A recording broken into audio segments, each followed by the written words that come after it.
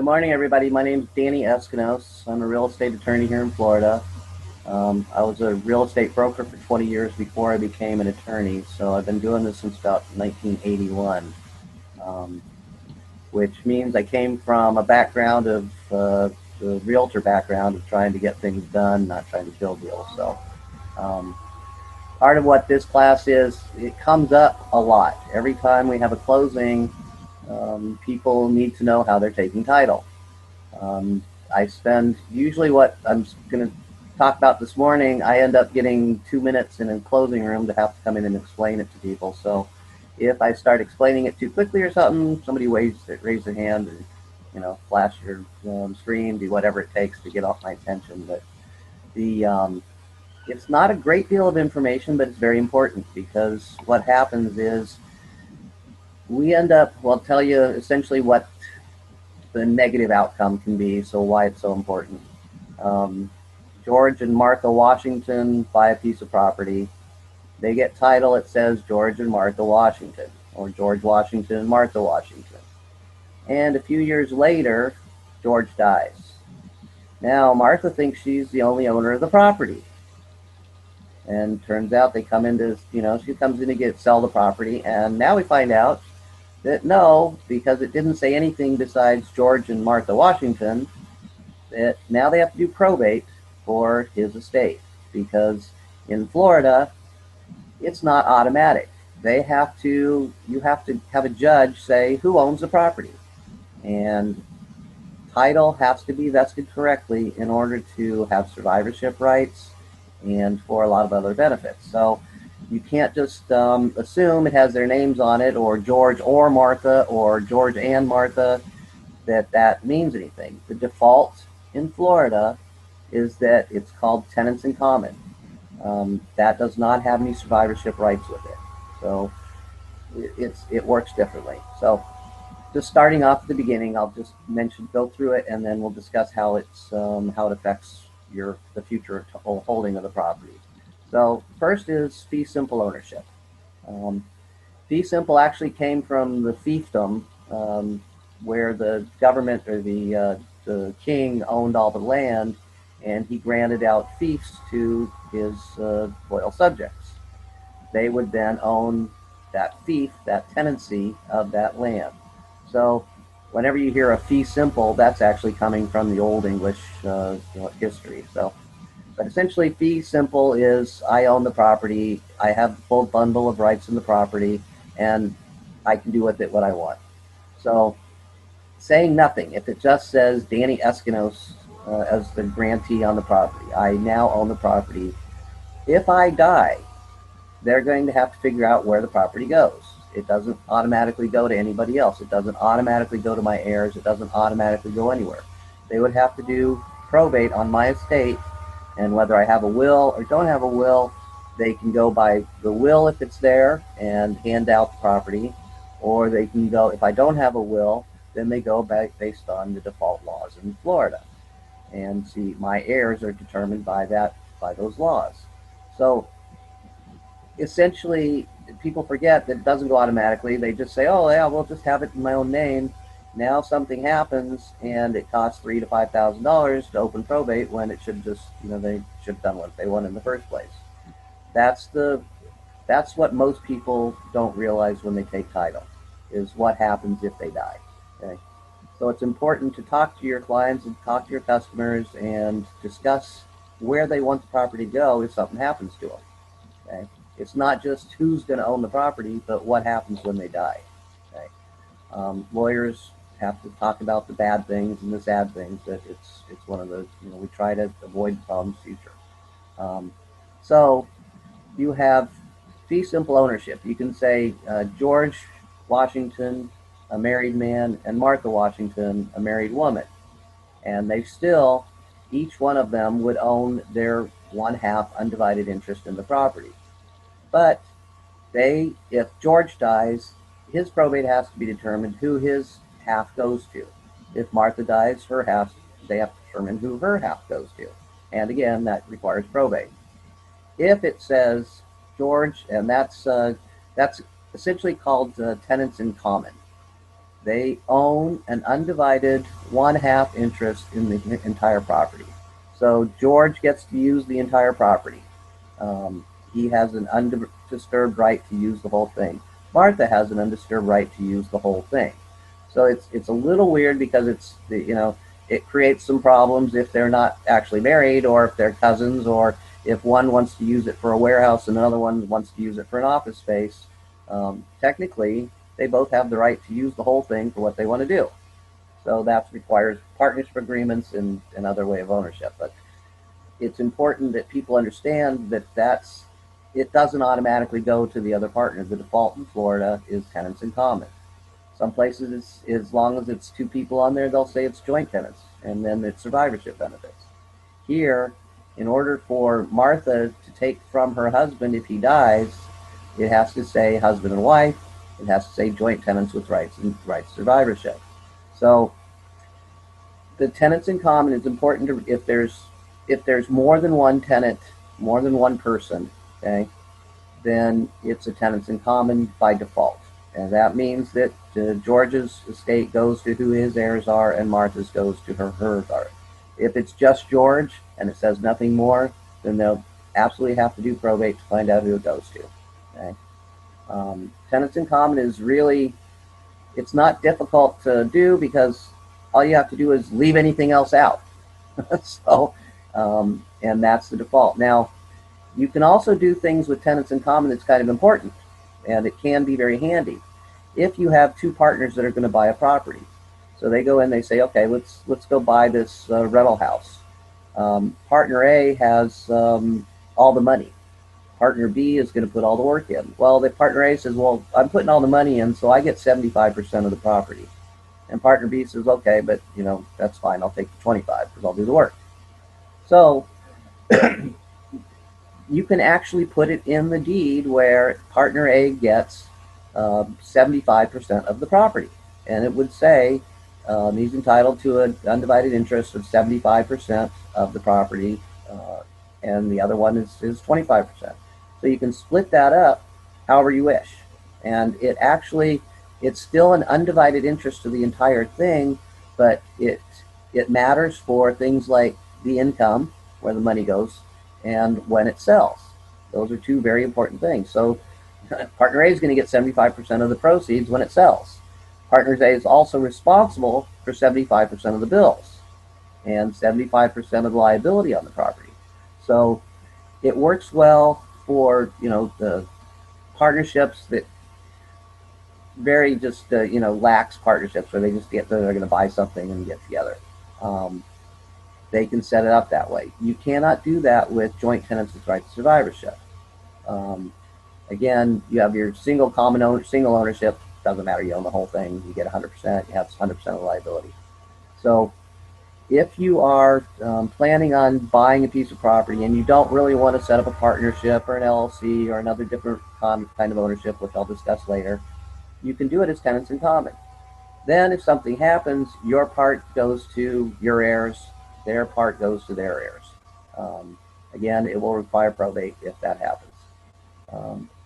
Next one is for most common is husband and wife or a married couple. Now, Florida now recognizes same-sex marriages, and it's important. There's something because that's come out. There's some important benefits you get from tenants by the entireties as a married couple, and these are all the same terms. So essentially, you start off with George and Martha Washington, husband and wife. That is the exact same thing as George and Martha Washington, tenants by the entireties. And it's the same thing as George and Martha Washington, a man and his wife.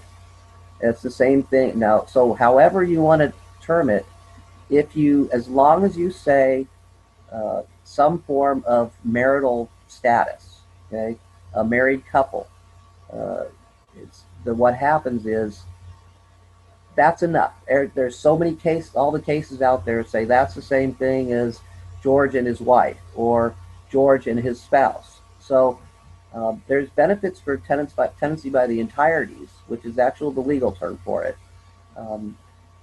In Florida, husband can't deed out property uh, that's held by his tenancy by the entireties.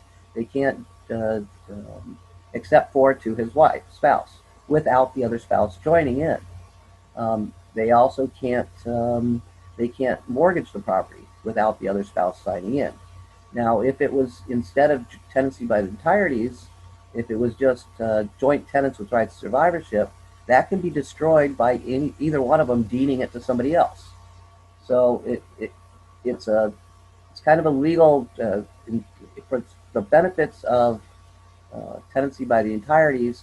A lot of people that were married in all rights, but it wasn't recognized in Florida. It's important that they go back and redeed their properties from themselves as joint tenants by survivorship to tenancies by as spouses. Then they get the benefits of protection from creditors, from one spouse's creditors to the other one, and it's important that they do that at this point. Um, they would still have the same survivorship, and that's important for that they thought in the first place why they were doing it. But it also gives them the rights as a spouse, the spousal holding. Tenancy by the entireties is the most protected um, type of ownership you can do here, and Florida is big on that, especially on homestead. So I would suggest if you know folks that were same-sex couples that were together and then got married but didn't do anything with their deed, that they might consider going in and changing their deeds out so they get the benefits of the right. That was the whole point of the law, changing the law here, so they got the benefit of survivorships and tenancy by the entireties. So that one almost always comes up, and the question always comes up. Well, what's the difference? It says husband and wife here. It says joined by his spouse. They're the same thing. And so anytime somebody sees one of them, it can say tenancy by the entireties. That covers all of it. It can say husband and wife and husband, and spouses. So it's important when they come in and they're buying property. First off, you got to find out whether they're actually married. Um, if they're, if they just think they're married, or they just act like they're married, they've been together for 25 years, but they never really actually got married. They can't hold as tenancy by the entireties. They have to do joint tenants with rights to survivorship because it is a legal. The government got involved, and it controls who's married or not. So, and the right is only by marriage, not just by cohabiting. Um, Florida is not one where you automatically become husband and wife just because you live together. Um, so they do need to have all the sanctity of the marriage comes with it, and all the rules come with it. So um, if it really does behoove you to if you know people that bought their property together a long time ago, that maybe then they got married, it might be worth it for them to come in and get the benefits of it. Um, that brings us to the next one with joint tenants with rights to survivorship. Now, joint tenants with rights to survivorship is two people, they own the property together. Okay, they own it. There's no distinction, 75%, 50%. It is automatically just determined to be equal owners of 100% of the property. So essentially, they own 100% of the property with somebody else that owns 100% of the property. It's a little different from tenants in common because that distinction right there makes it so that if one passes away, and it says as joint tenants, this term is absolutely necessary in Florida. It has to say joint tenants with full rights of survivorship. If they leave out the rights of survivorship, if they just say joint tenants, that doesn't count, and now they're back to tenants in common. If it just says with rights of survivorship, tenants in common with rights of survivorship, that doesn't work. If it just says JTROS or whatever, that doesn't really work. You need the full term joint tenants with rights to survivorship.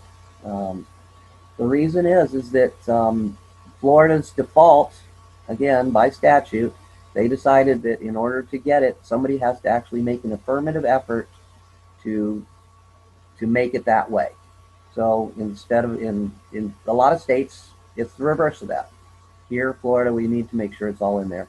And unfortunately, I see it a lot when people do their own deeds. They have to come in later, or they're in probate now because they forgot them with full rights of survivorship, or they just said joint tenants, or they said John and Mary together. That doesn't count. So that's tenants in common.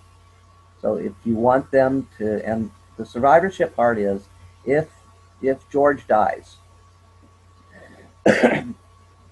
Martha, all she has to do is record his death certificate, and that's only just to notify the world. As soon as he dies, she owns 100% of the property. It doesn't go to probate. It doesn't go to. It, there's no reason to check the will. The will doesn't have anything to do with it. The estate laws don't have anything else to do with it at that point.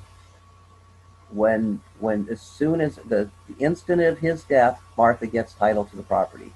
Now we record the death certificate for George because George, that tells the world that Martha's now the only owner of the property. Then they don't have to look for him and look for his signatures on deeds that come to him, so for anything that comes up in the property later. Some people think that they notify they call the tax collector's office and say, hey, George died, and so they pull him off the tax bill. That doesn't actually do anything. That's just the tax bill going. The tax department will send the bill to whoever you want. And if you call and say George died, that's great for them, and that keeps their record straight, but it doesn't have anything to do legally. So they have to file the death certificate to reflect the change in status. It can be done anytime. Doesn't have to be done immediately. It can be done 20 years later, and I've had them 30 years later and 50 years later. It's just that basically says, why is George no longer on title? Okay, and that's just to alert the world. Joint tenancy is also important for other reasons because there's spousal rights and things like that with property under the Constitution that they could end up with a spouse could end up, see if John and Martha are married, or George and Martha are married in Florida, they each have spousal rights under the Constitution, even if it's not joint tenancy, even if George is the only one on title. Martha still has spousal rights in Florida to that property. She would be entitled to a life estate if George dies. And I'll explain a life estate in a little bit, but essentially it gives her a right in the property. Now, if George wants Martha to have full ownership of the property when he dies, then they can own it as husband and wife, okay? Or they could own it as joint tenants with right of survivorship if they're not married. And you can actually own property as husband and wife without doing tenancy by the entireties. You can still do it as joint tenants with full rights of survivorship. And one of the benefits of that is that if George and Martha take title to property as joint tenants with full rights of survivorship, and not as a married couple and not as a tenancy by the entireties, then George can deed it out, his part out, to somebody else and destroy that tenancy, and by that destroy that joint tenancy. It's very interesting because in order to create the joint tenancy with full rights of survivorship, the full right has to be granted in one deed. So essentially, you have to have everybody join in at the same time in the same deed at the same time. And I can explain. You have three people, George, Bob, and Frank, and they want to buy a property together and create a joint tenancy with rights of survivorship. Well, if George owns the whole thing and he deeds in one deed a third to Bob and a third to George and a third to Frank, okay? If he does that in separate deeds, they cannot ever have they can't have a joint tenancy with full rights of survivorship. In order to create the full rights of survivorship, George has to deed it to George, to Frank, and to Bob, all in one deed at the same time. And then they can hold it as joint tenants with full rights of survivorship. Otherwise, if they try and do it at separate deeds, it doesn't create the joint tenancy with rights of survivorship. So it's important that there's specifics for each one of these. Now they're all, let's say they're all now in holding properties, joint tenants with full rights of survivorship. Bob says, well, I'm going to sell my half to my wife. Okay, he deeds his property, his interest in the property, to his wife. he's now destroyed that joint tenants with rights of survivorship. And they will all have to end up with probate if one of them dies. They have to determine that person's share, because that immediately turned it into tenants in common. Another way that joint tenancy can be destroyed is if a husband and wife own property as joint tenants with rights to survivorship, or as tenancy by the entireties, and they get a divorce. Automatically severs the tenancy entireties and the survivorship rights. So if they want to maintain that after they get divorced, say they still want to own the property as with joint tenants with rights to survivorship. Say they plan on giving it to their child later, or they want to own it later on, or they want, if one of them dies, for the other one to inherit. They actually have to redeed it to correct that issue, because it's an automatic severance of that joint tenancy with rights to survivorship in the divorce. And they did that to protect the people that forgot what to take care of it.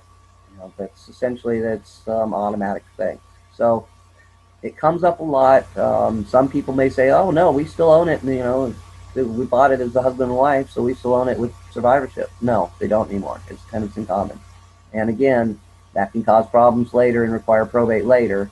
So we have to. All these things matter in the long run, and that's really what it comes down to. Is in the long run, when somebody passes away, these issues come up. Okay, so we've got regular single fee simple ownership by one person. You have tenancy by the entireties. That's a couple. That's essentially joint tenancy with rights to survivorship with the benefits of a married couple. Okay. Then you have joint tenancy with full rights to survivorship. Now, both the marriage in the tenancy by the entireties and the rights to survivorship, those have to be done in a single deed. Tenancy in common can be done in 6 deeds, 100 deeds. It doesn't matter. Okay. Um, so you could have one person split off 27 times, and it still is tenants by the tenants in common. Now, there's other ways to hold title as well.